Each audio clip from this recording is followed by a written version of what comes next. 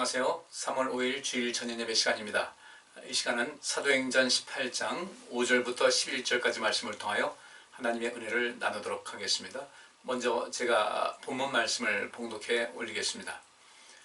실라와 디모데가 마게도냐로서 내려오매 바울이 하나님의 말씀에 붙잡혀 유대인들에게 예수는 그리스도라 밝히 증거하니 저희가 대적하여 회방하거늘 바울이 옷을 떨어 가로되 너희 피가 너희 머리로 돌아갈 것이요 나는 깨끗하니라. 이후에는 이방인에게로 가리라 하고 거기서 옮겨 하나님을 공경하는 디도 유스도라는 사람의 집에 들어가니 그 집이 회당 옆이라. 또 회당장 그리스도보가 온 집으로 더불어 주를 믿으며 수다한 고린도 사람도 듣고 믿어 세례를 받더라. 밤에 주께서 환상 가운데 바울에게 말씀하시되 두려워하지 말며 잠잠하지 말고 말하라. 내가 너와 함께 있음에 아무 사람도 너를 대적하여 해롭게 할 자가 없을 것이니 이는 이 성중에 내 백성이 많음이라 하시더라. 1년 6개월을 유하며 그들 가운데서 하나님의 말씀을 가르치니라. 아멘. 바울이 아덴을 거쳐서 이제 고린도에 돌아오게 되는데요.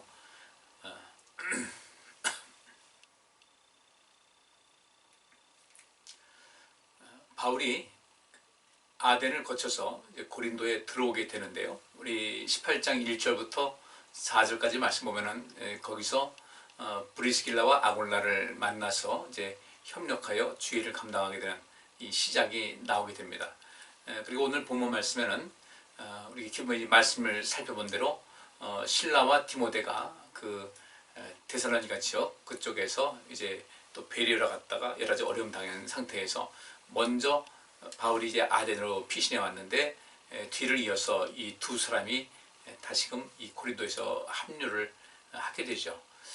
그러면서 본격적으로 이 고린도 지역에 복음을 전파하는 이 기록이 나와 있는데 오늘 그 고린도 교회가 어떻게 성장을 했고 어떻게 또 이렇게 복음이 전파됐는가에 대해서 뭐 긴 내용은 아니지만 잠시 살펴보도록 하겠습니다.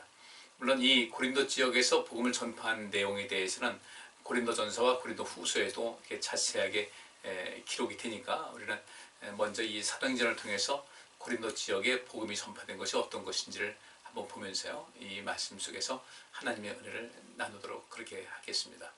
5절에 기록된 말씀대로 실라와 디모데가 마게도냐로서 내려왔어요.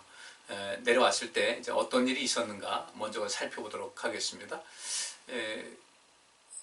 디모데는 와서 바울을 만나고 그 다음에 데살로니가 교회의 그 형편을 이야기를 해줍니다. 이것은 데살로니가 전서 3장에 이제 기록된 내용인데, 그러니까 사도행전에 있는 말씀과 이제 다른 예를 들어서 데살로니가 교회 또 이 고린도 교회에 있는 그 내용은 서로 교체해서 보면 훨씬 이해가 빠르니까요.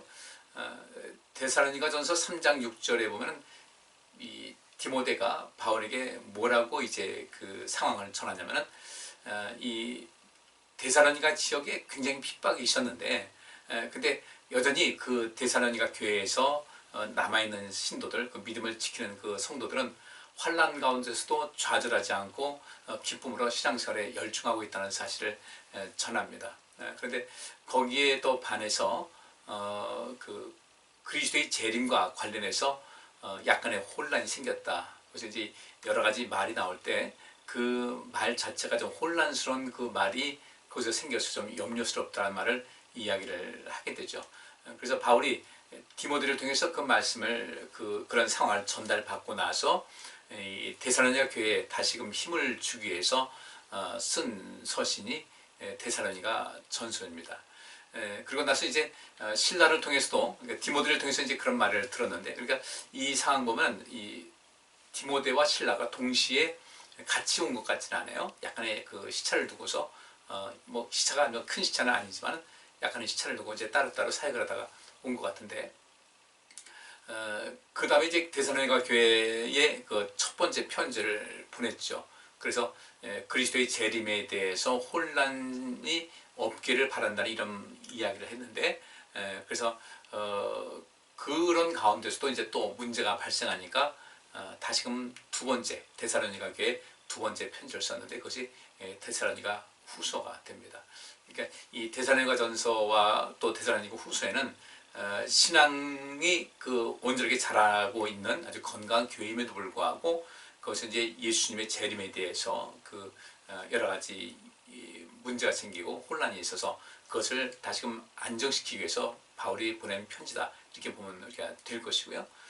그런데 이 신라는 그 빌립보 교회의 소식과 그들이 보낸 그 헌금을 가지고 왔어요. 그러니까 이 디모데와 그 신라는 그 데살로니가에서의 여러 가지 어려움도 있었고, 그 다음에 또 베레아에서도 이제 그 데살로니가에 있던 유대인들이 와서 고통스럽게 하는 가운데서도 어려움이 있었지만, 일단 신라는 대신 이제 그 빌립보 교회의 그 어떤 상황인지 그 소식과 또 빌립보 교회 성도들이 보낸 헌금을 가지고 옵니다. 이때 그 빌립보 교회 성도들이 보낸 헌금은 바울에게 있어서 굉장히 큰 힘이 된 것으로 여겨집니다. 그래서 빌립보 교회 이 헌금으로 바울은 더 이상 어떤 생계 유지에 신경 쓰지 않고 이 복음 전파에만 힘을 기울이시는 그런 계기가 되었다는 거죠. 그래서 이제 오늘 본문 말씀 5절에 그렇게 기록되어 있죠. 실라와 디모데가 마게도냐로서 내려오매, 마게도냐는 여기 데살로니가, 빌립보 다 총 포함되는 그런 지역입니다. 그것은 내려오매 바울이 하나님의 말씀에 붙잡혀서 유대인들에게 예수는 그리스도라 아주 굉장히 아주 그 역동성 있게 복음을 증거했다는 것이죠. 여기서 바울이 하나님의 말씀에 하나님 말씀에 붙잡혔다는 것은 그 헬라어 성경에도 어떤 성경에는 이 말씀에 붙잡혔다라고 되어 있고, 또 어떤 다른 그 사본에는 성령에 붙잡혔다. 사실 하나님 말씀으로 하나님의 감동으로 기록된 것이 성경이니까 두 가지 같은 맥락이 있다고 했는데 약간의 뉘앙스 차이는 있겠지만, 어쨌든 이 복음 전파하는 것에 전념할 수 있었다. 그러니까 하나님 말씀에 또는 하나님의 성령에 붙잡혀서, 이 붙잡혔다는 것은 어떤 단순하게 한 번 반짝 붙잡히는 것이 아니라 계속적인 의미에서 사로잡히다, 또 지배되다, 이런 뜻이 있습니다. 그러니까 이 두 가지 말씀이 우리가 달리 이제 어떤 것은 말씀으로 되어 있고 어떤 것은 성령으로 이제 사본에 기록이 되었는데, 이것을 합해서 이제 말씀을 해보면요, 좀 전에 말씀드렸죠. 신라가 그 빌립보 교회에서 보낸 헌금을 가지고 왔어요. 바울은 그 헌금이 없었으면 계속해서 자기 생업을 위해서 어떤 일상 생계비를 위해서 또 일을 하고 또 다른 시간에 복음 전파하고 이렇게 했었는데, 이제 그들이 그 전도 비용으로 이렇게 오다 보니까 이제 그것을 온전하게 자기 생활비를 쓰면서 어떤 생계에 매달리지 않고 복음 전파에만 힘을 다할 수가 있었던 것이죠. 그러니까 이미 구약 시대부터 그렇고 하나님께 예물 드리는 이런 모든 것은 굉장히 중요한 의미가 있어요. 이스라엘 나라 그 유다 이미 북왕국 이스라엘은 먼저 일찍 망했고, 그 다음에 유다가 나중에 나라가 망했는데, 그 두 왕국이 몰락하게 된 것 중에 가장 큰 이유가 하나님께 예배하는 그런 모든 행위, 이것이 이제 점점 몰락하면서 그것이 서서히 잠들어가면서 그런 문제가 생겼는데, 왜 그런가? 이 백성들이 하나님께 예물을 안 드린 거예요. 그러니까 다른 지파들은 전부 다 자기 땅을 이렇게 기업으로 이어받았는데 레위 지파 사람들은 그것을 받지 못했잖아요. 각 지파 사람들이 하나님께 예물 드리는 것 가지고 그들이 생활을 하고, 또 주를 위해서 또 그 지역의 모든 성도들, 그 백성들의 신앙 관리를 해서 애썼는데, 그 백성들이 하나님께 예물 드리지 않다 보니까 그 레위 사람들도 당장 생활을 할 수 있는 그런 것이 막막해진 거죠. 그러니까 그들은 이 성전에 봉사하고 하나님께서 이미 말씀을 통해서 그들에게 맡겨진 모든 사명을 감당할 수 있는 여건이 안 됐던 겁니다. 그러니까 성전 봉사가 이제 멈춰지게 되고 성전의 기능이 멈춰지게 된 거죠. 이때 계속해서 그 중간중간에 이제 그 어떤 신앙의 개혁을 외치는 왕들이 있었는데, 그들이 공통적으로 외친 것이 무엇이냐면 하나님께 예물 드리라는 것이었어요. 그래서 그 예물을 오는 것을 막아가지고 거기서 이제 제사장들과 레위 사람들이 생활할 수 있도록 이렇게 해서 중앙 성전이 기능할 수 있도록, 활성화될 수 있도록 한 것인데, 역시 이 빌립보 교회 성도들은 그런 면에서 사도 바울이 온전히 주일에만 몰입할 수 있도록 그 여건을 만들어 준 것이죠. 그러니까 여기 바울이 하나님 말씀에 사로잡혔다는 것은 하나님 말씀에 전념할 수 있었다라는 그런 개념이 됩니다. 이 내용을 보게 되면요, 그러면 이 붙잡혀라는 것은 그러니까 이 어떤 생계를 위해서 일할 수 있는 그런 것은 이제 뒤로 제쳐놓을 수 있으니까 아주 전적으로 이 복음, 하나님 말씀에 붙잡혔다, 하나님 말씀을 온전하게 가르치면서 특별히 유대인들에게 예수는 그리스도라 밝히 증거하면서 지내왔다는 것입니다. 또한 성령에 사로잡혔다라는 것도 역시 마찬가지죠. 뭐 다 똑같은 개념입니다. 그러니까 우리 하나님께서 하시는 일, 또 우리 예를 들어서 빌립보 교회 성도들이 바울에게 이렇게 전도 비용을 지급을 해서 그 일에 전도하면 오직 힘을 쏟을 수 있도록 한 일 다 똑같은데, 우리가 이렇게 주를 위해서 봉사하고 또 예물 드리는 이런 모든 것은 이 복음 전파하는데 굉장히 큰 역할을 한다는 사실을 우리가 알고, 이것도 예물 드림도 예배고, 이 예물 드림이 결국 이 땅에서와 하늘에서 상급으로 쌓일 수 있다는 사실을 우리는 인식을 하셔야 됩니다. 자칫 이 헌금들이라는 것이 예민하게 받아들일 수 있는데 예민할 필요 없어요. 어느 나라는, 이 나라도 우리 대한민국의 나라, 우리나라뿐 아니라 온 세계가 전부 다 국민들에게 납세의 의무를 부과합니다. 이건 뭐 대통령도 예외가 될 수가 없어요. 전부 다 납세의 의미를 부과해서 이 국민들의 세금을 통해서 국가를 운영하는 뭐 국방비라든지 뭐 지금 뭐냐면 복지 비용이라든지 그 외 사회의 기반 시설 어떤 확충이라든지 뭐 이런 모든 것을 감당할 수 있는 것이기 때문에 그것은 이 국가도 그런데 하물며 우리 교회는 오죽하겠는가. 모든 것이 그렇지 않습니까? 이와 같은 것을 우리가 알고 우리가 그 상식적인 그런 관점 속에서 우리가 신앙생활하면서 하나님께 예물 드리는 것도 우리가 관심 갖고 행할 때 우리 하나님께서는 살아계시잖아요. 그런 믿음을 가지고 있을 때 낮 시간에 우리가 말씀한 대로 그때 하나님께서 아브라함의 하나님, 나는 아브라함의 하나님이다, 나는 이삭의 하나님이다, 나는 야곱의 하나님이다. 그러면 우리는 아브라함이 무슨 일을 했고 이삭이 무슨 일을 했고 야곱이 무슨 일을 했기에 하나님께서는 확실하게 포장하면서 나는 이 사람들의 하나님이라고 말씀하셨겠어요. 우리도 그런 자리에 들어갈 수 있어야 된다는 거죠. 바울이 그래서 하나님 말씀에 또는 성령에 사로잡혀서, 근데 이 붙잡혀라는 그런 단어가 그 사로잡힌다라는 쉰이라는 단어하고 에코라는 것은 내가 사로잡다, 잡다 이런 것하고 똑같은 이 두 단어가 합성가 된 것인데, 그 성령에 사로잡히고 또 하나님 말씀에 사로잡혀서 지속적으로 일을 한 겁니다. 그러니까 우리가 성령 충만한 것도 역시 마찬가지로 지속적으로 하셔야 돼요. 신앙생활에서 여러 가지 뭐 기도하는 것이든지 또 우리가 하나님 말씀 보는 것이든지 헌신하는 것이든지 봉사하는 것이든지 예물 드리는 것이든지 이것은 끊임없이 꾸준하게 감당할 수 있어야 돼요. 그래야 하나님의 은혜가 끊임없이 끊어지지 않고 계속해서 우리에게 임할 수 있다는 사실을 우리가 관심 가져야 됩니다. 그런데 바울이 증거한 것은 1차적으로 유대인들에게 복음을 증거했어요. 왜냐하면 유대인들은 이미 하나님 말씀에 대한 그 상당한 지식을 갖고 있기 때문에 그들만 그 구약의 율법에만 머물러 있지 않고 그 율법을 창시하시고 우리에게 주신 우리 하나님, 또 예수님께서도 역시 마찬가지죠. 골로새서에 있는 말씀 보면 이 모든 세상은 그리스도에 의해서 그리스도를 위해서 창조되었다고 그랬으니까 그 말씀의 근본, 율법의 근본인 그리스도를 생각해야 되고, 그래서 그 율법 속에서 하나님의 진정한 뜻을 알아야 되니까 그 율법을 알고 있던 그들이 이제 하나님의 뜻을 알고 하나님의 구원의 계획을 알고 예수 그리스도를 알게 되면은 그 율법을 이미 알고 있는 그들이 이제 그리스도를 위해서 하나님 나라를 위해서 큰 일을 감당할 수 있는 굉장히 엄청난 자원이거든요. 그렇기 때문에 바울이 이 고린도에 이미 와 있는 많은 유대인들에게 이 복음을 증거하게 됩니다. 그 복음의 핵심이 무엇이었어요? 예수님은 그리스도다. 그분은 메시아라는 것을 증거를 한 것이었어요. 당연히 그분은 하나님의 아들이시라는 것을 같이 증거한 것이겠죠. 그러면 이건 당연한 것이고, 그렇게 밝게 증거했는데 어떤 일이 있었는가? 6절 말씀 보니까 그 유대인들에게 이 복음을 증거했는데 그리스도는 예수는 그리스도다, 예수님은 하나님의 아들이시라는 것을 증거했는데 이들이 그것을 제대로 받아들이지 않았어요. 그래서 저희가 대적하여 그랬습니다. 대적하여. 이 대적한다는 그런 말이 그 어게인스트라는 것이 반대한다는 개념이죠. 그게 이거 굉장히 적극적으로 조직적으로 이 바울이 증거하는 복음을, 예수님은 하나님의 아들이시고 또 그분 그리스도라는 사실을 아주 강력하게 조직적으로 이렇게 저항하면서 그 일을 못하게 했다는 거죠. 그래서 대적하여 회방하거나 대적한다, 굉장히 강력한 힘으로 아주 조직적으로 그 일을 반대하고 힘을 가했는데, 그러면서 이제 그것을 회방했다는 겁니다.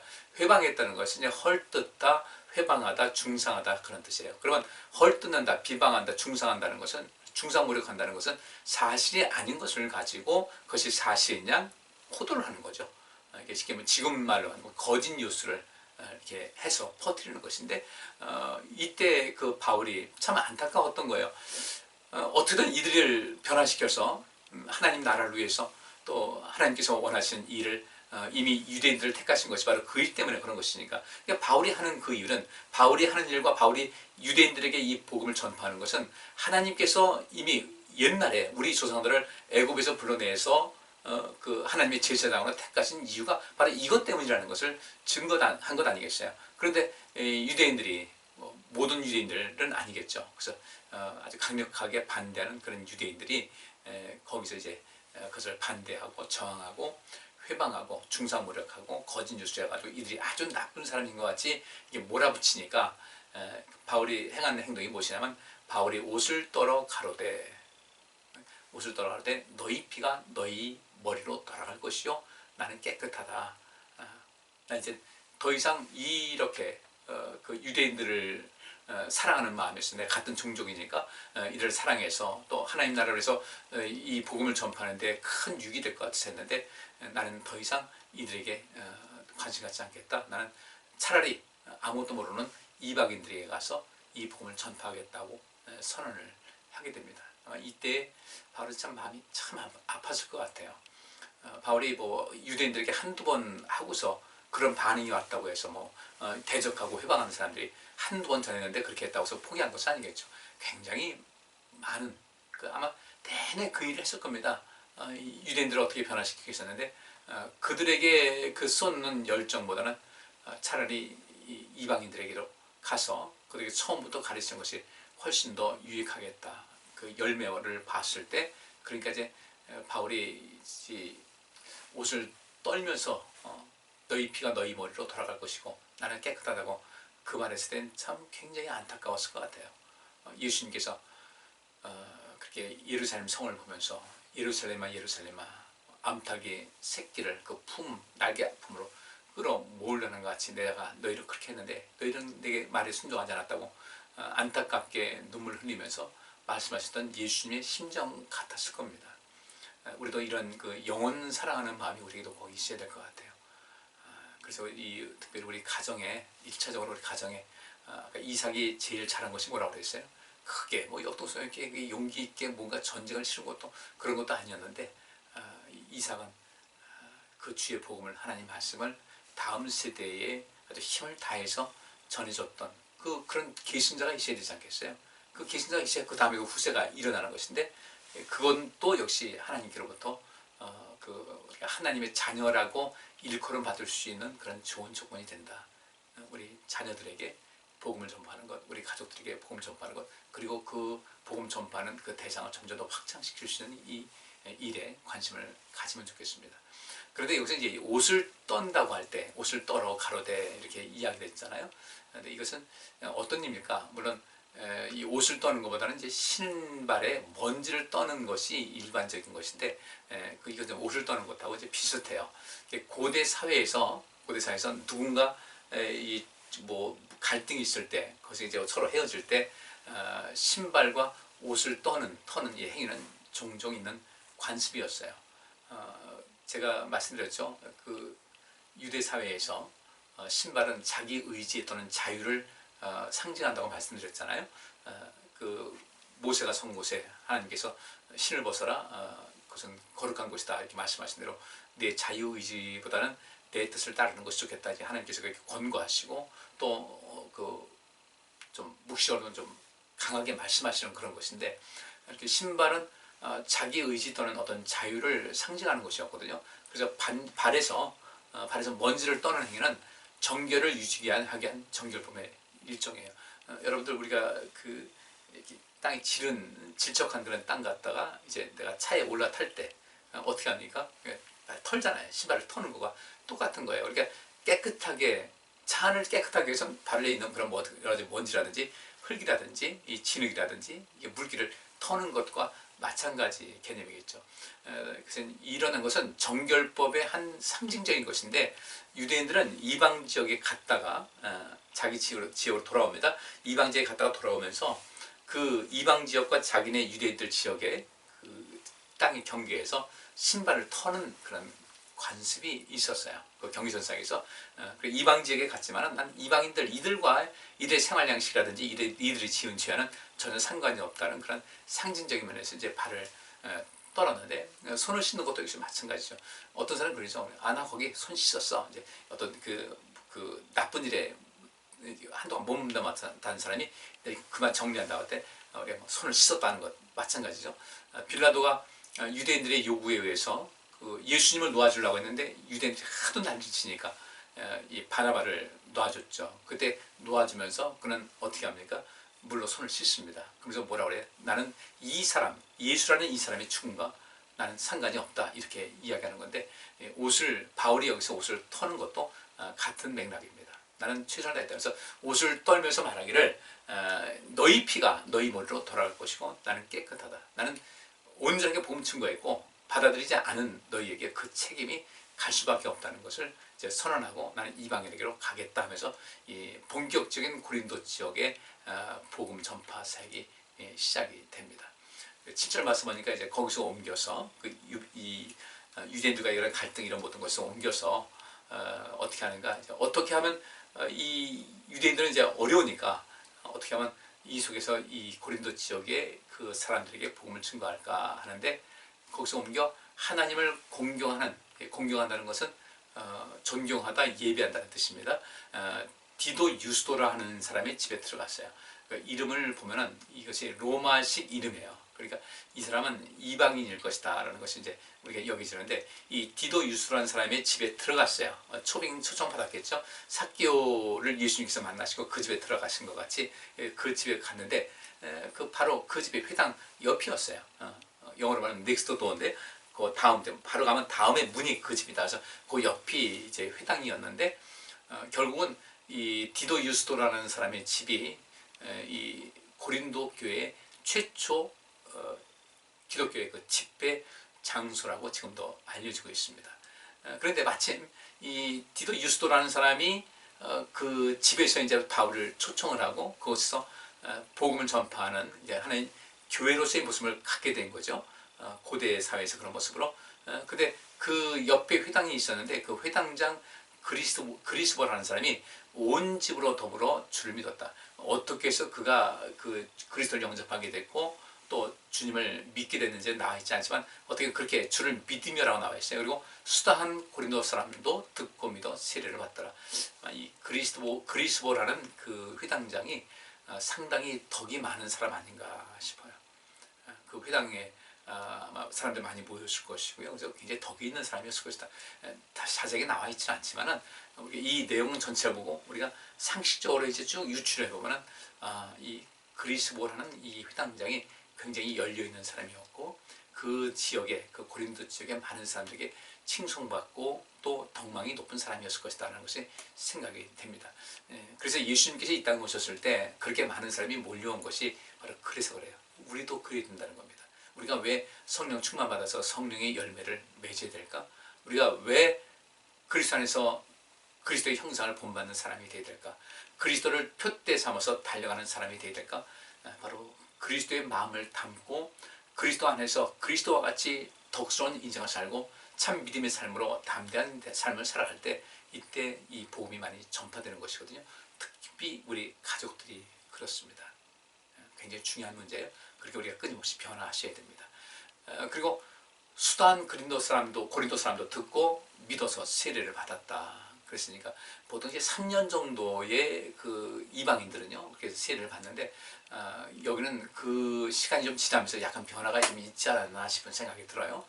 왜냐하면 그 고린도 지역에서 그렇게 3년 이상 이렇게 바울이 있지는 않았거든요. 물론 여기서 수단 고린도 사람도 믿고 듣고 믿어 세례를 받았다라는 것은 우리가 지나온 상황에서 과거를 이렇게 보면서 그때 역사를 보니까 그때 당시는 아니어도 그 뒤로 이렇게 세례를 받는 사람들이 많이 있었다고 한다면 그것도 이제 그렇게 받아들일 수 있겠죠. 이게 많은 사람들이 세례를 받아서 그 복음의 열매가 굉장히 풍성했어요. 근데 이 또 바울은 또 하나의 상처가 있지 않습니까? 어떤 것이었어요? 빌립보에서도 그런 문제가 있었죠. 또 데살로니가에서도 그런 문제가 있었죠. 베레아에서도 그런 문제가 있었죠. 좀 복음을 전파해가지고 뭔가 되려고 하면 계속해서 그들을 괴롭히는 유대인의 무리들, 또 유대인들이 그 나름대로 자기는 정통이라고 하는 그런 유대인들입니다. 그리고 그 사람들이 다른 이런 그 지역의 유지들과 이런 그 힘 있는 어떤 정치인이라든지 이런 사람에게 자꾸 압력을 넣고 그들을 회유해가지고 이 복음을 전파하는 바울을 또 그의 일행들을 고통스럽게 한 그 기억이 많이 있지 않습니까? 계속해서 그렇게 이어왔으니까, 그런 일이 계속해서 이어와서 결국 여기 고린도까지 왔으니까 이때 바울에게 있어 어떤 새로운 변화가 필요한 거죠. 그러니까 복음이 전파가 열심히 됐다, 또 염려가 되는 거예요. 사람이란 누구나 안 그렇겠습니까? 그 상처라든지 그 쉽게 말하면 우리가 자주 쓰는 트라우마가 있는 것인데, 이때 하나님께서는 그 바울에게 새로운 용기를 주십니다. 그것이 9절 말씀에 나와 있는데, 밤에 주께서 환상 가운데 바울에게 말씀하시기를 두려워하지 말고 잠잠하지 말고 말해라. 지금 잘하고 있다. 계속해서 하라. 절대 두려워하지 말아라. 이전 것은 이제 지나간 것이고 여기서는 또 다른 새로운 역사가 있으니까 두려워하지 말아라. 내가 너와 함께한다. 두려워하지 말며 잠잠하지 말고 말해라. 이렇게 말씀하십니다. 그래서 10절에 뭐라고 합니까? 내가 너와 함께 있음에 아무 사람도 너를 대적하여 해롭게 할 자가 없다. 참 대단한 말씀이에요. 그래서 그 아브라함에게서 나는 아브라함의 하나님이다, 이 선포한 것과 똑같은 거예요. 내가 너와 함께 있음에, 그렇죠? 하나님의 사람들에게는 하나님께서 늘 함께 하십니다. 그러면 우리가 할 일이 있죠. 그리고 여기서 내가 너와 함께 있음에 아무 사람도 너를 대적하여 해롭게 할 자가 없다. 그러니까 너는 어떻게 두려워하지 말고 잠잠하지 말고 계속해서 말하라. 그렇게 할 때 우리는 어떻게 돼요? 그렇게 할 때 하나님께서 그렇게 하라고 했지, 해보자. 근데 그때 그렇게 하니까 염려를 바울이 여기 고린도에서도 많이 염려를 했을 텐데, 정말 하나님께서 내가 너와 함께 할 것이다, 너를 대적하여 해롭게 할 자가 없다라고 말씀하시니까, 또 그대로 되었으니까 여기서 바울의 믿음이 더욱더 자라나는 거죠.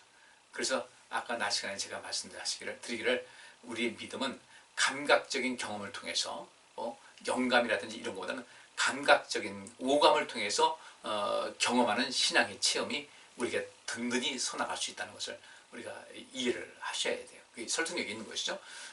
내가 너와 함께 있으면 아무 사람도 너를 대적할 사람이 없다. 너를 타격하거나 너에게 무거운 멍이를 짊어지는 사람이 없을 것이다. 그리고 해롭게 할 사람도 없다. 너를 해치거나 너를 학대하거나 부당하게 대우하거나 해롭게 해서 너를 고통 속에 빠뜨리거나 이런 사람들이 없을 것이다. 왜?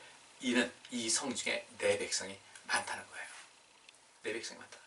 지금 현재도 주님의 백성이 많고 앞으로 익명의 그 하나님의 자녀가 될 사람들이 많이 있기 때문에, 그들이 수가 많으면요, 그렇죠, 이 고린도 지역에도 그리스도인들이 많게 되면 그들을 함부로 대할 수가 없는 거예요. 하나님 힘이 되니까. 우리가 주께서 우리와 함께 하시면 이런 역사가 있습니다. 우리 성도님께서 인생을 어떻게 살 것인가, 두려워하지 말고 잠잠하지 말고 말하시고요. 잠잠한다는 것은 위축돼 있지 말라는 거예요. 주를 위해서 일하는데 위축돼 있지 말고, 두려워해서 아이고 내가 몸이 힘든데 나이가 먹었는데 이렇게 하지 말고, 내가 할 수 있는 한 어떻게 해요? 내 몸을 좀 괴롭게 하자는 거예요. 내 몸을 좀 괴롭게 하자. 지금 내 몸을 괴롭게 하지 않고 그냥 되는 대로 편안히 누워있는 것만 좋아가지고, 앉아가지고 누워가지고 그냥 뭐 먹기만 있고 누워서 뒹굴거리고 운동 안 하고 하면 그 인생 수명은 스스로 자기가 단축시키는 것인데, 우리 육체의 건강도 우리가 몸을 좀 괴롭게 하느냐 유지되듯이 우리도 때때로 주의를 위해서는 두려워하지 말고, 그 다음에 잠잠하지 말고, 잠잠하라는 것이 말로만 그런 것이 아니라 잠잠하지 말고 말하라는 것 같이 아무것도 안 하고 가만히 있으면서 난 이렇게 편안한 게 좋아, 난 이렇게 귀찮아, 난 싫어, 그러지 말고 어떻게 해요? 일을 하라는 거예요.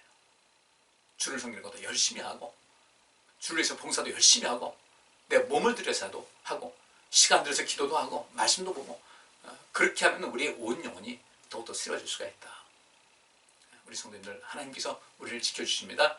내가 너와 함께 있음에, 어떤 사람에게, 바울 같은 경우는 두려워하지 않고 잠잠하지 않고 그냥 말하지 않고 하는 것이 아니라 잠잠하고 가만히 있지 말고 힘있게 가서 전파하는 것 같이, 우리 역시 마찬가지로 그냥 가만히 있지 말고 힘써 열심히 일하다 보면 주님께서 우리를 철저하게 보호해 주시는 겁니다. 결국은 그렇게 주님께서 약속하신 대로 하다 보니까 11절에 그랬죠. 1년 6개월을 유하며 그들 가운데서 하나님 말씀을 가르쳤다. 아주 참 긴 기간 동안 고린도에 머물면서 주의 복음을 전파했어요.